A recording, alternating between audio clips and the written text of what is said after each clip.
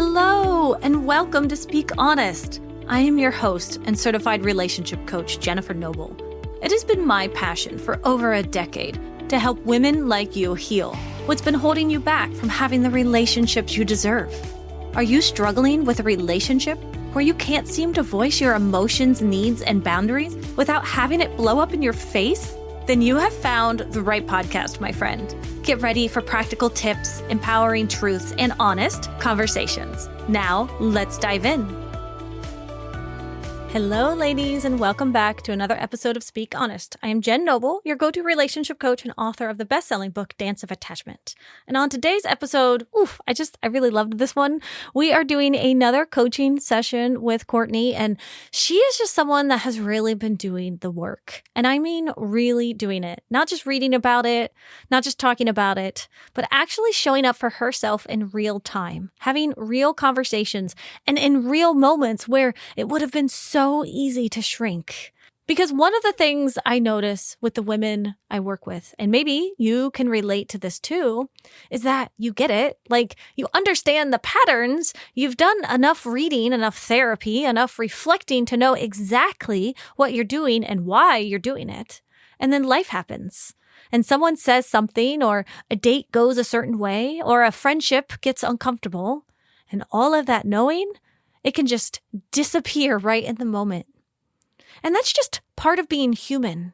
That's actually what this session is all about. We get into a few things today. We talk about how the standards we hold for men are maybe not quite where we want them to be. And honestly, the expectations we've absorbed from everything around us, Disney, social media, romance novels, all of it, can quietly become protective walls instead of actual discernment. And there's a difference between a real standard and a protective standard. And if you've ever found yourself dismissing someone for a reason you couldn't quite explain, then we're going to explore that. We also get into somatic affirmations. What happens when the intense, dedicated phase of healing starts to shift and your body is just kind of done with doing it the old way, which honestly might actually be a sign that something is working, not that something is wrong. And then there's the bigger thread running through all of it. This idea that even when we understand something logically, our body sometimes has a completely different answer. The work isn't forcing those two things to match. The work is in learning to actually listen to what your body is telling you without judging it for what it's saying. So if you're someone who finds yourself going, listen, I know what I should do, I just can't seem to do it in the moment, then this episode is for you. That gap between knowing and feeling, it's so real, and it's actually where most of our growth is happening. And if you want support in real time, not just theory, but actually working through this stuff live with coaching, community, women who are doing the same thing right alongside you, then the Speak Honest Academy is where that is happening. We have live coaching. We have a space to practice everything that you learn, and we are doing it together in community. And if you've been thinking about joining, then I want you to come and check us out. You can head to speakhonestacademy.com, or you can scroll down to the show notes and click on the link down there. But for now, as you listen today, I just want you to notice. Notice where you feel something in your body. Notice where you pull away or where something lands a little too close to home. Don't analyze it, just notice. Now, let's dive in. Hey, Courtney. Thank you so much for coming back on the Speak Honest podcast. It's so good to see you again. How are you doing? I'm doing good. Thank you so much for having me here. It's always a pleasure. Yeah, I'm really excited to dive in. I know you and I had talked about a couple things you might want to look into today with like your parts work and different ways that we are acknowledging men and different things we were talking about, inside of the academy. But yes. I want to know how your conversation with Olivia went.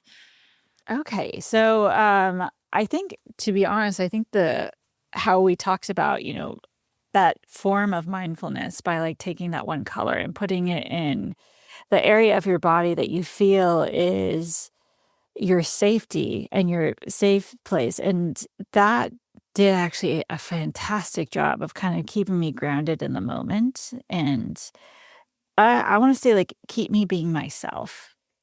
because rather than being kind of like overcome and kind of lose, because when I get triggered, I think I notice that sometimes I'm like a deer in the headlights. Like my ability to think decreases significantly, and I'm not in a great position to be able to like come up with a counter argument or measurement or kind of be able to defend myself if need be. And so that kind of allowed me to do that. And so having a conversation with her, I noticed that basically it's a lot of kind of expectations on her part in for her to feel safe. I think she needed me to change and to be someone who is not myself. So, and with allowing me to kind of stay grounded, that just kind of helped me see that I want to be who I am. And I'm no longer going to be that people pleasing person who is going to acquiesce and to change who I am so the other person can feel comfortable. And having conversation made me kind of realize just how different of opinions and perceptions, and that she kind of saw me a lot lesser than what I actually was. And I don't know what is, I mean, she is entitled to her own thoughts and feelings and perceptions just as I am. And I don't feel that it doesn't feel right to have to defend myself to say, like, I am this great person and I am doing a lot more than you think that I'm doing. And I don't even know why she had some of the perceptions that she did. But um, I know that I'm no longer going to acquiesce to that. That's so powerful. Yeah. How do you feel right now just like sharing that out? It feels good. It feels like I'm finally kind of standing up for myself and just kind of no longer having to bend over backwards to feel that in order to keep this person, I'd rather keep myself. In order to keep this person, it sounds like what you're saying is like, in order to keep this person, you'd have to change too much of who you are and you'd rather keep yourself. Yeah. Yeah. One of my favorite things you just said was, I don't even know why she has those perceptions of me. So like what I love about that so much is just the language and the vibe and the energy behind that statement, which is goes to show you how far you've come. I was telling you this yesterday too, of like just how far you've come to be able to not take on someone else's perception of you as the full reality of who you are. And also just the idea that you're saying her perception, meaning like you validate the way she sees things. You're not villainizing her. You're not making her a terrible person. You're just saying, I don't even know why she perceives me this way, but I'm just going to let her because what can I do? And I can tell her who I am. But if she's not willing to see that, then that's her loss. And that is just badass. Can I just say that? Like, it's like where we all want to be. I had a great teacher. Wow, you should like get me in contact with her. She sounds great. Yeah. I'm sure she would value your expertise in many, many ways. And I have actually suggested it to her. Oh, but hey, so we all have our own journey that we want to make. Yeah. No, I love this for you. So sounds like you handled that really well. I don't even hear a lot of post like mortem rumination happening of like, I could have done this, I could have done that. So I'm just so proud of you. I think that's great. Use this for any future evidence you need for any of your somatic affirmations. And then let's jump into what you want to chat about today. How can I help you for today? What's on your mind? Yes. So something that maybe a lot of people are actually pretty familiar with it in regards to the romantic aspect. I mean, right now, ladies, we have some lovely, fantastic books going out, like so many about these idealized version of men, and our men that we have currently, there's no way they're going to be able to live up to that because it's not realistic. And then there's Disney, and love Disney, but their portrayal of human, like male and female relationships, and like how we expect to see these men are very, very different from reality. And I feel like I actually had a realization that I think a lot of reason why we may not go or want to have relationships with men, or we get disappointed in the men that are out there, or we just we don't accept anyone because they don't meet our ideal expectations, which can, for some people, based off of these books and these movies, which are impossible for them to live up to. And I know us as women, we have also experienced somewhat similar things, especially with like media and how it portrays women and how they expect us to be and look a certain way. And that's not right. And it's just, it kind of goes to show you that it can be the opposite too. Men can also be experiencing this. And that's not to say that the challenges that they have been going through growing up and their exposure to societal expectations and all of that.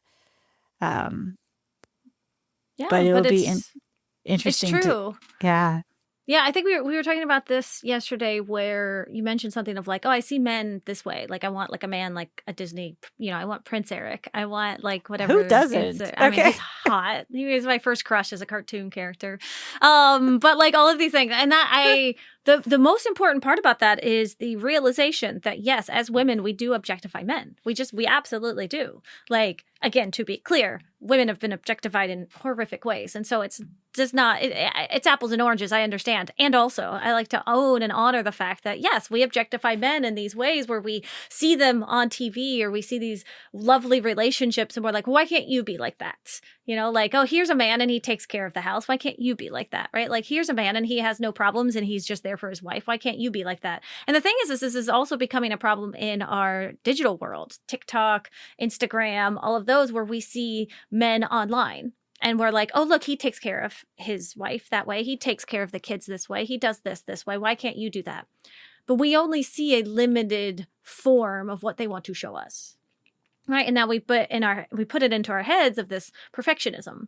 So we can have perfectionism trauma in ourselves. We can want to be perfect and people please and bend over backwards. And if we're doing that to ourselves, we are going to have a covert expectation that they should be doing the same thing for us. When the truth of the matter is they are human. They are autonomous beings that also suck at life, just like we do.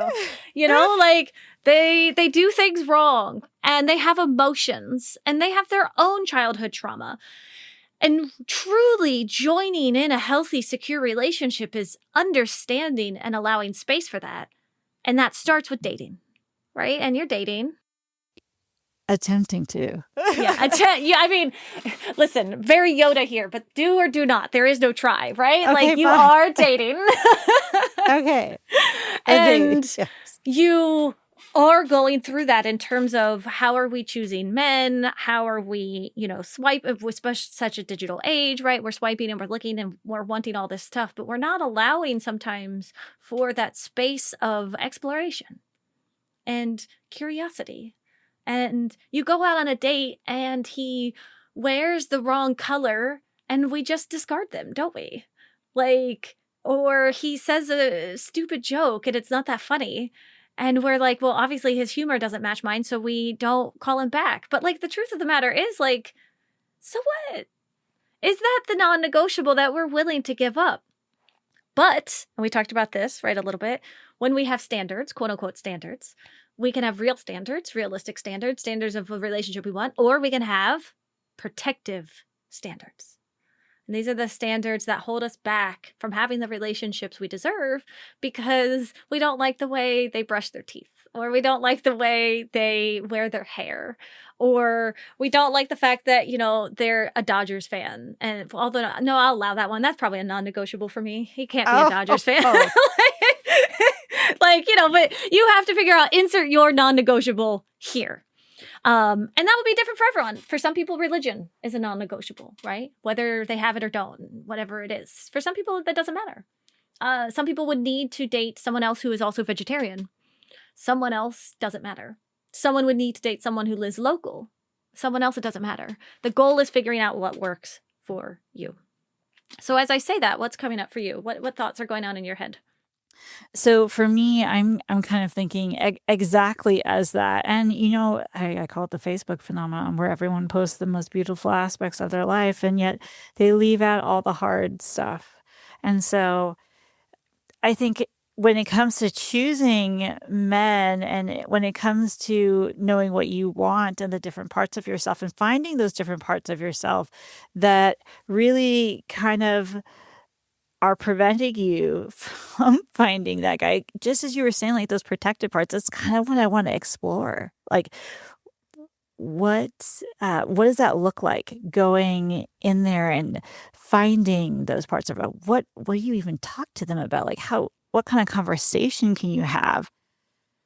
Yeah. Well, let's explore some of those protective parts. Have you looked at getting to know any of your protective parts inside of yourself? Or is this like a new thing you're kind of just exploring? This is a new thing that I'm just exploring. I'm still having that little bit of a challenge with the whole. There's definitely a very strong part of myself that has recently, actually not recently, for the past like 6 months, has been making it very challenging to do somatic Oh, that's right. reprocessing. And so I have a strong resistance to that. So I have not attempted that right now. So it's going to be a lovely surprise going in.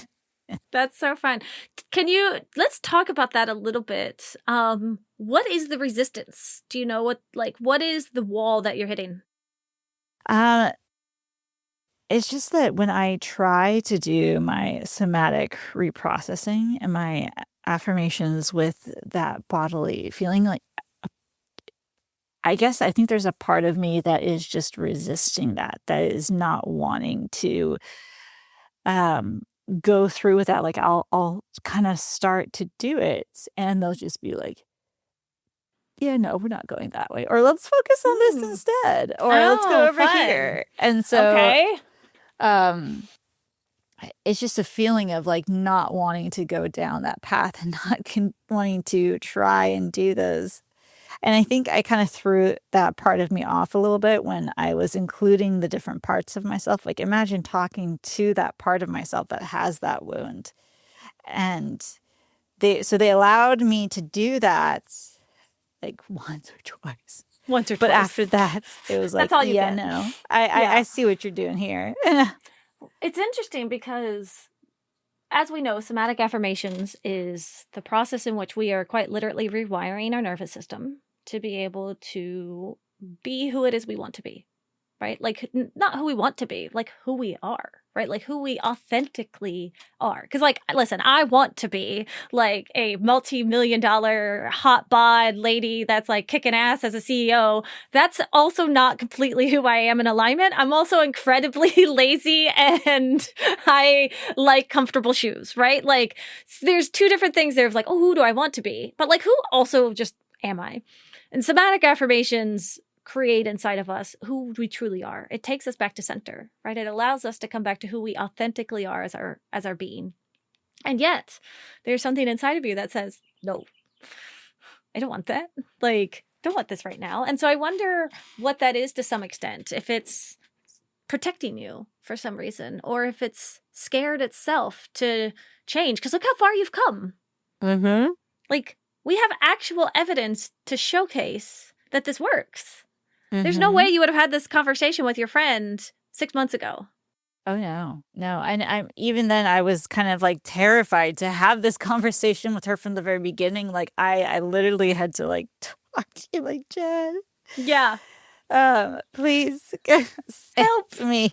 Yeah. Exactly. Yeah. And that's, again, to be clear, in a secure attachment way, that is still very secure. That terrified feeling is normal, right? It's when we don't act or behave in ways that are, it's like where you like, or like you say, yes, you're going to have this meeting with her or whatever. And then you're like, no, never mind. I'm sick. Go away. Like, and then you just ghost her or flake her or something like that. That would be like not in alignment with who you are. So being terrified is normal. And it didn't prevent you from doing anything. So that feeling was good. But if it had shut you down, or let's say it made you sick, or you couldn't go to work, or let's say like you canceled a date because of this meeting with her, that's when we would be looking at that. Like, oh, okay, here's where your behaviors and your actions are unaligned with who you want to be.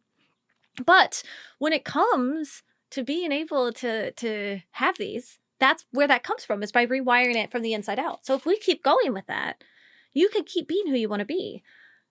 So maybe... And I'm right now, what I'm doing is I'm talking and poking around at the same time, right? I'm kind of talking, poking, watching your body language, figuring things out. And I'm wondering something here. I'm going to talk to that part of you that doesn't want you to do somatic affirmations right now and ask it to some extent. Is it because like you just need a break from it? Like, have you been healing for so long and thinking there's something wrong with you for so long that you just want to be in this new secure space that you're in right now? Interesting. It's kind of like a feeling came up. It was more like kind of a feeling of lightness and like a little bit of peace.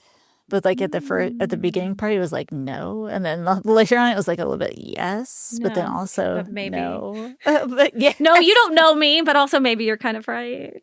Maybe a little bit. It was like, oh, I was like, yes, I have been working, and at the same time, no.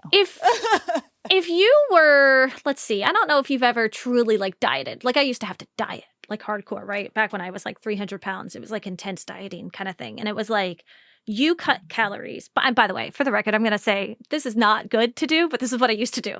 But you like cut calories hardcore to lose that weight, right? Like you go into it hardcore. You're at the gym, you're with a personal trainer, you are watching, you're weighing, you're measuring, and then you lose the weight.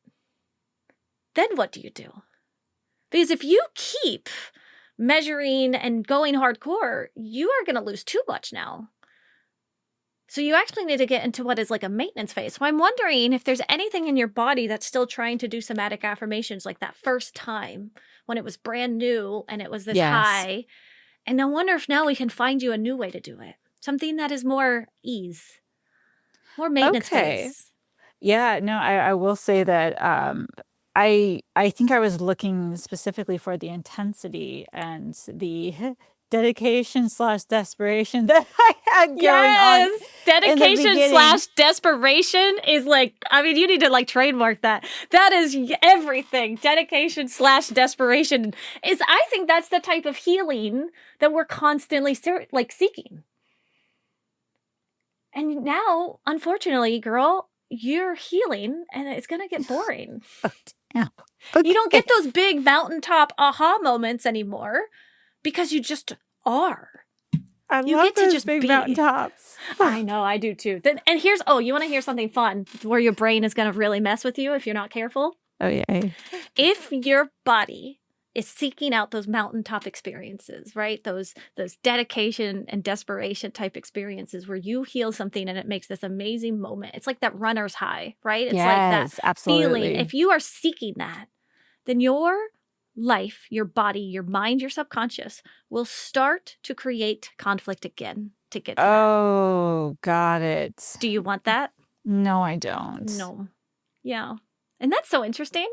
That's how we self-sabotaged. Yeah.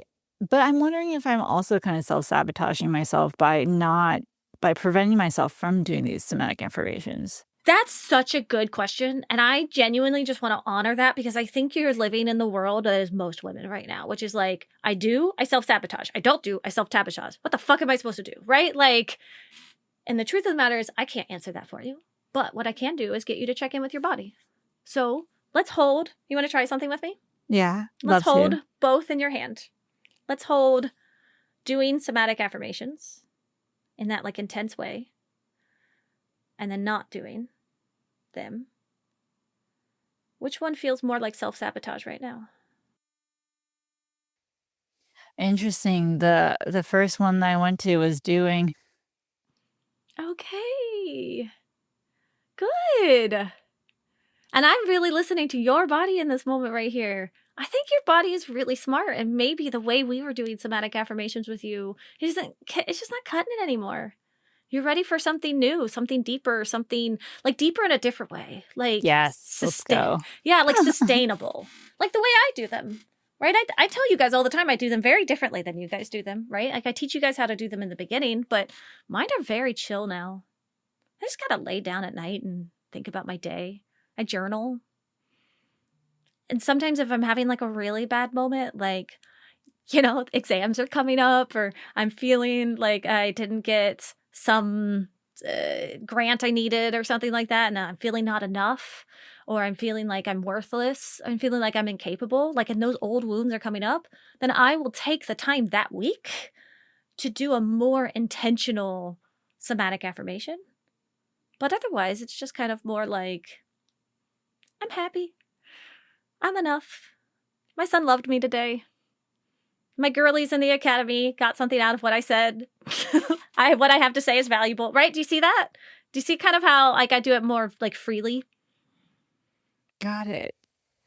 It's interesting because like when I was, I feel like it was always I think the part that I'm having the challenging is connecting the feeling with, no, it's actually, no, that's not, well, it is a little bit, but it's the integration. Because like even just doing that lighthearted has been a little bit challenging to do.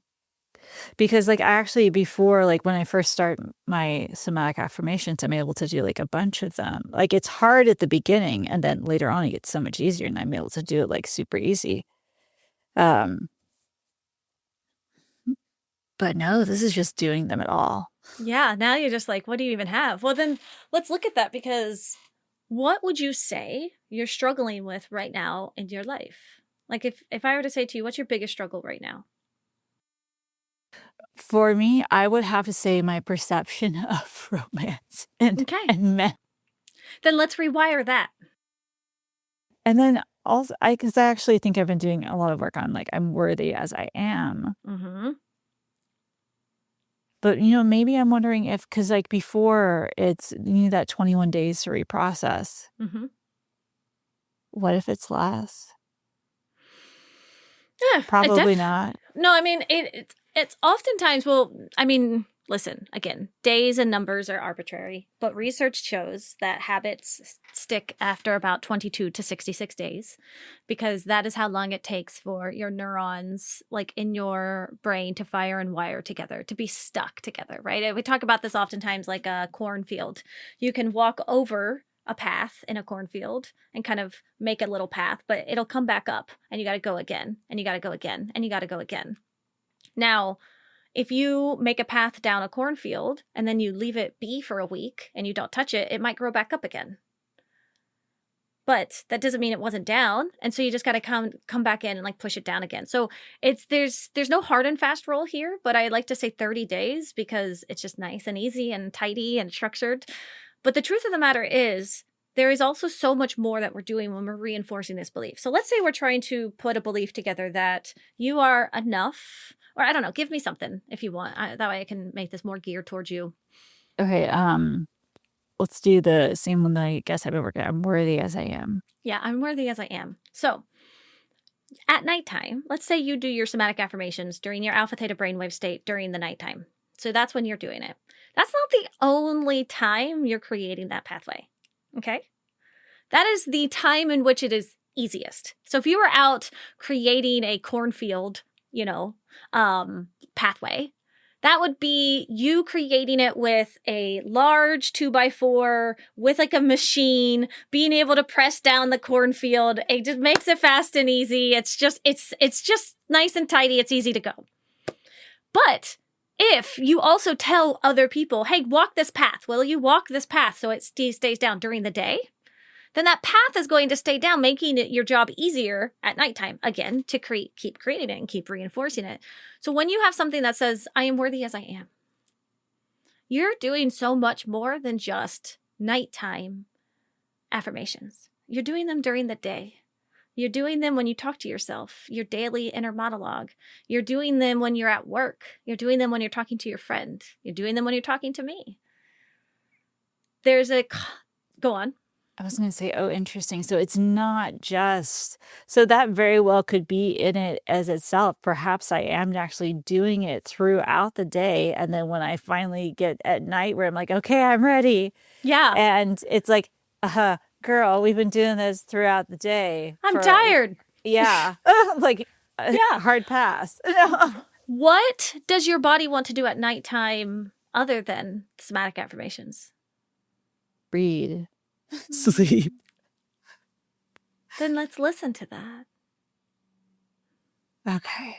Because that's the part of life that, like, life is meant to be enjoyed, right? Life is meant to be experienced, to see the joy in it. Like, just to look up in your room right now and just find something that brings you joy. Can you see something in your room?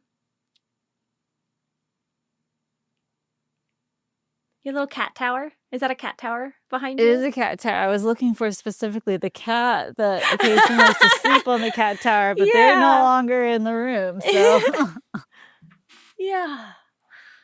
Like, feel that feeling in your body. That's joy. That's love. That's experience. So at the end of the night, when you're falling asleep, we don't want to force our bodies to do something that doesn't feel good. We want to fall asleep feeling like our life is amazing, filled with gratitude, filled with those experiences, filled with reading, whatever that reading is, whether I actually make an effort now not to read self-help books at night. Because I need to read more fiction and just have fun. Okay, we're talking about the spicy romance novels. I do love a good spicy romance. I love a good fantasy spicy romance too. Like, you want to get into dragons and shit. Like, yes. Because and then the difference is there's going to be some people that are reading those, spicy romance novels, and they don't feel good when they wake up in the morning. They don't feel good. They feel like trash, and they don't feel like they're doing anything. It's like, so this all completely and utterly depends on how do you feel when you wake up in the morning. Are you feeling refreshed? Are you feeling happy? Are you feeling gratitude? Are you feeling like you're ready to start the day? And then it's like, great. Go on. Are you feeling tired because you stayed up all late last night finishing the good? That too. Really, so you got to be careful not to read something too good, because that also sometimes I don't read too good of books at night because I don't go to bed. I try to find that happy medium. But all of those decisions that we make in life is where it comes from. And so the only thing is this is like anything. This is like social media. This is like sugar. This is like alcohol. This could even be like running, like exercise, like anything. If we are using it to numb, if we are using it as a crutch, if we are using it to avoid something in our lives and we can't seem to exist without it, you know what I mean? We put too much into it and it's making us feel depleted and gross and disgusting. That's when we have to kind of ask ourselves, well, what are we doing? And I'm going to say the same thing for any sort of healing. If you're going to therapy, but every time after therapy you come home and the rest of the week you feel like shit, that's not good, guys.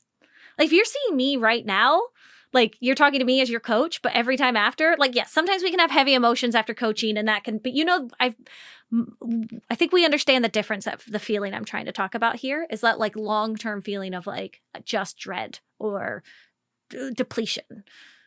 Then that means something isn't working, and we're just going to explore why. But the key here, the difference between our old insecure self, our old, non-secure attachment stance that we used to have is we would feel that way and we would think something is wrong with us.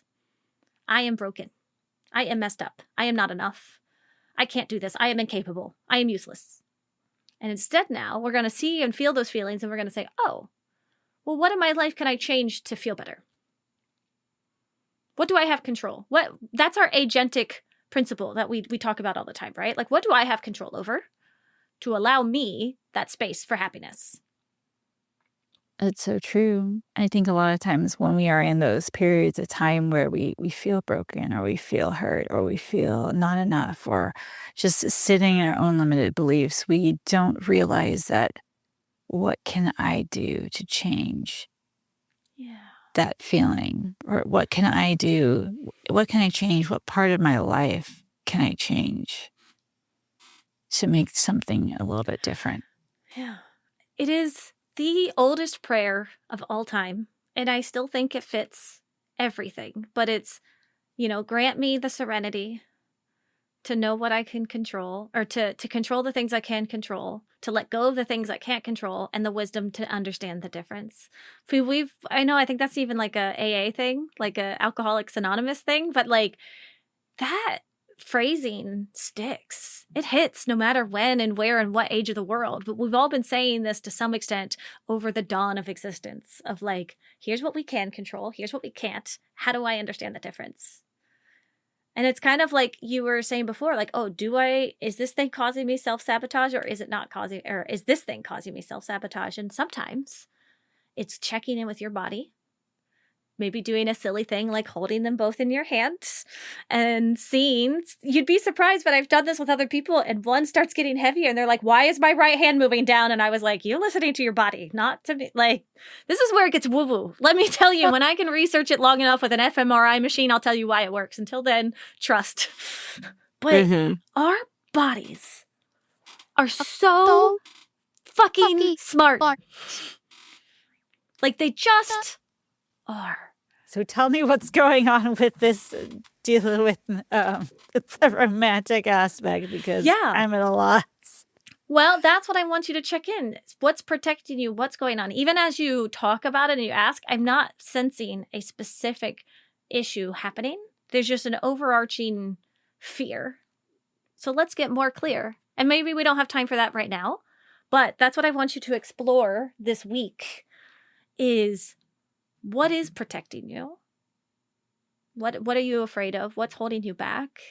And start piecing out those beliefs that are coming up, because that's what you want to work on. It's kind of just like somatic affirmations. Somatic affirmations are just our attachment wounds. Our attachment wounds are just our limited beliefs. So what limited beliefs do we have? Some people have the limited belief of like, all men cheat. So what's the point? Why would I ever, if I truly believed all men cheat, why would I ever date a man? So, like, what do we think? Like, there's no good men out there? They're all taken? Like, what is it? What is our belief? What is the fear? What is the thing holding us back? That's what I want you to explore. Do you have it? I have no idea. Okay, good. Then, because until we get to there, it's just an overarching belief system in our body keeping us safe. Because if we believe men suck, then we don't have to date them, and then we don't have to get hurt. We have to get hurt. That's where the best things are on the other side of that. Why do we have to get hurt, though? Why do we have to get hurt? Because risk comes with consequences sometimes. Because if you want the best, if you want the good in life, then you have to be willing to risk yourself. And sometimes with that risk comes hurt. It means meeting men that are annoying, meeting men that you have to talk to, or that you have to communicate with or set boundaries with. And those conversations aren't easy. But it's through those moments you're able to find the ones that do matter to you. Just like with your conversation with your friend. Having that conversation with her allowed you the freedom to kind of let go of that friendship a little bit more. Without realizing it, there is a part in your body holding on to that friendship in ways where there was no closure yet in that friendship, right? That conversation allowed for a little bit of extra closure. But it was a hard conversation, wasn't it? Yeah, it was certainly not easy, but it was freeing in that I actually allowed myself to speak up. Yeah. Let's take that energy into dating. Ugh. Yeah, that. Ugh, I love that. That's your molasses part talking when she gets exhausted because she has to do more. And I love her for that so much. And also, she now needs to know she has all these other parts that are helping her. She doesn't have to do this alone anymore. But you know what you want. You want a relationship. You want a partner in life, don't you? Do I? I don't know, actually. Listen, if this is changing, good. Good, because maybe, you know what? Listen, and that's real, and that is absolutely real. And then I'll wrap us up here in a little bit. But like, we could have gone into this entire thing of healing thinking this is what I always wanted. And then as you healed, realizing I'm fine. I maybe don't want this. Like, some people have healed and learned that they're completely different than they expected. They just thought for so long they were supposed to be this one way. I'm supposed to be, you know, a monogamous woman who's dating a man. And then as she heals herself, realizes, oh, actually, I think I might be polyamorous and I like women. Because like, we're so into one type of way that we think society expects us. I'm not saying you're a polyamorous lesbian yet, but go on. I was going to say, like, I think I'm avoiding because I don't want the pain. Mm-hmm. Yeah. And when we avoid something because we don't want the pain, then we also don't get the pleasure. It just makes me think, like, was there pleasure from the other times that I was dating? Was there pleasure from the other times you were dating? I think if you looked back, you'd say, yeah. No. There was fun times. Good times. Pleasurable times. Okay, yeah, I'm just being nitpicky right now. Mm-hmm. And that comes with that belief of perfectionism as well. We want perfectionism in our relationships as much as we want it in our partners and as much as we want it in ourselves. But like, a relationship can be both good and bad. Right? Why do you think I love doing Rosebud Thorns with you ladies in the academy? Because I really try hard to teach you guys it's all about the good and the bad. Like, true life is being able to, like, if we would do it, right, I would have you guys on a circle, write down all the bad shit that went down in your day, and then write all the good shit that went down in your day, and then merge them together and see that's a fulfilled life. That right there is a fulfilled. Like this morning, I stubbed my toe. It still hurts. I still keep rubbing it when I'm talking to you right now. Like, I stubbed my toe and that was really annoying. It really hurt me and I'm really frustrated. Also, I'm having a really good day and I'm about to, send my IRB application in. But also, I forgot to do an entire document that my professor told me to do. And so now we're not putting it in yet. Stupid Jen, right? Do you hear that inner critic? That's not true. I'm not stupid. Like, and I sometimes forget things because I have a lot on my plate. Do you hear my life? Like, do you hear the equilibration happening in real time? Yes. That's just life. It is this constant, just bubbling version of just good and bad and growing and excitement and despair. And those are just the true feelings of being human. And getting to a place where we understand to have all those feelings and feel them in our body and not be afraid of them and not run away from them is when we get to feel the true lived experience of our humanity. It's just kind of cool.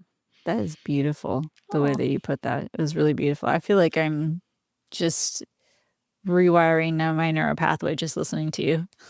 There you go. We're putting down new path right now. All right. So let me know as we're finishing up now. What is your homework for this week?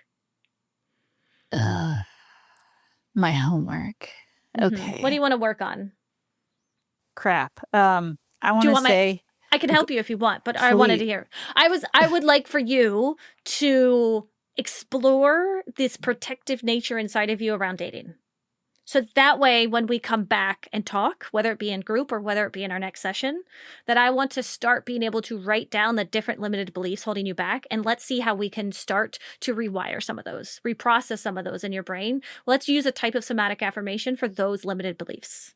Interesting. Limited beliefs in dating. You've graduated past just I am statements now. So we're going to start doing like they are statements. Damn. Like, okay. That's kind of where that comes in. Like they are assholes. Okay. Yes. I can go with that.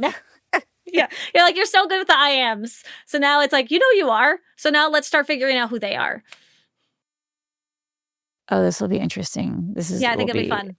Yeah. I'm looking forward to that. Mm-hmm. Yeah. All right. So start doing that. Just play with your body, like ask her questions, play with your parts, see if you can touch into any of them, hold some stuff in your hands if you want to, and just with a sense of ease this week, just see if you can start figuring out what some of those beliefs are. Okay? Okay. All right. Beautiful. Is that a good place for us to wrap up today then? Yes. All right. All right. Thank you so much. And I will speak with you next time, okay? Sounds good. All right. Take care.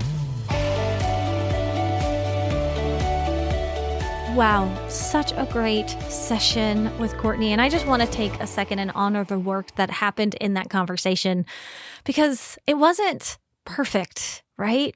It wasn't this big, clean breakthrough moment where everything got resolved. And that's the point.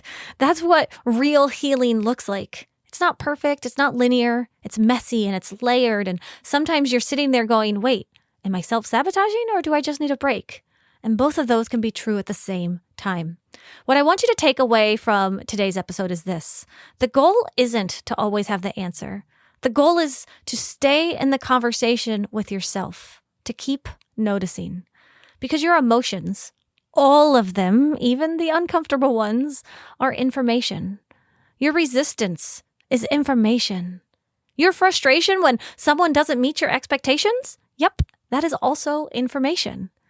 The sadness that comes up when you think about your past relationships? Yep, more information. Even that low-level irritation when someone asks you to do something and your body just doesn't want to do it anymore? Yeah, that's also information. It's not that those feelings are bad. It's that we've been taught to judge them instead of listening to them. And the shift is when you stop asking, what's wrong with me? And you start asking, what is this feeling trying to tell me? Now, for those of you who are listening along, who are coaches or counselors or practitioners, let's look at 3 things I did to support the work in this session. First, I followed her thoughts. We started talking about the conversation with her friend.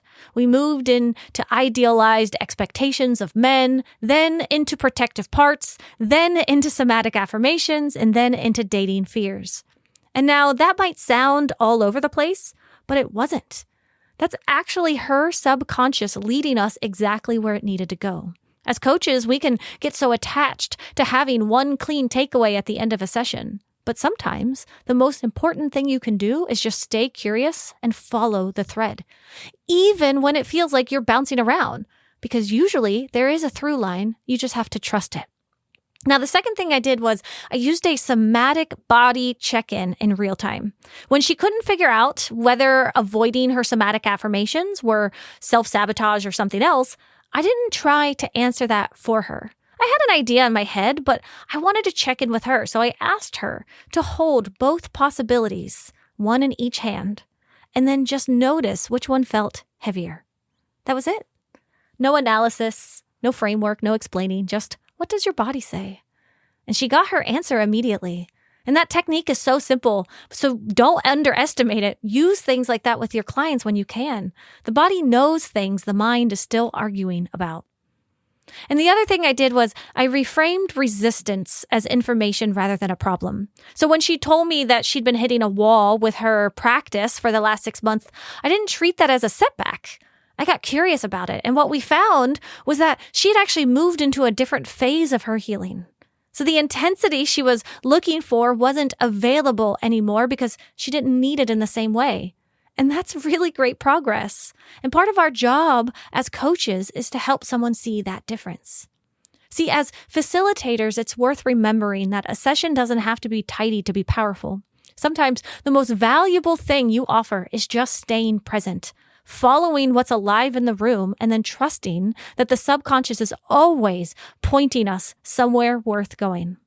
Now, if you're listening to all of this and you're thinking, sure, I get this in theory, Jen, but in real life, in the moments that count, I still freeze. I still go into my old patterns. I still can't quite figure out what my body is telling me. Well, that's exactly the work we do inside of the Speak Honest Academy. Live coaching, real-time support, a community of women who are working through similar but different stuff all at the same time. And you don't have to figure it out alone. You don't have to heal alone. You get to have friends and a community of women who get it. And you don't have to wait until you have it all together to ask for help. That's not how this works. So if you want to join us inside of the Speak Honest Academy, you can scroll on down to the show notes, click on the link there, or head to speakhonestacademy.com, and we'll see you inside. But this week, I want you to try this one thing.